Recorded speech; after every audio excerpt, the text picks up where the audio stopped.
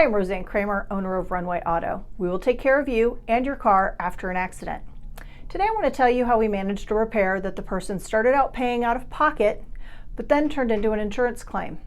We wrote the estimate with a bumper made by Nissan because none of the aftermarket bumpers fit correctly on the newer Rogues. After disassembly, we saw the hidden damage under the bumper and the cost of repairs doubled.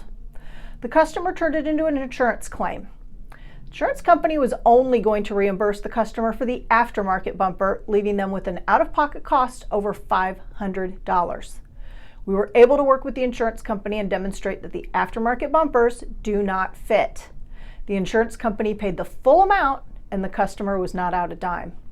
If you plan on paying out of pocket for repairs, we can educate you on the options so you can make an educated decision. Rosann Kramer, Runway Auto, collision repair specialists, educating our customers.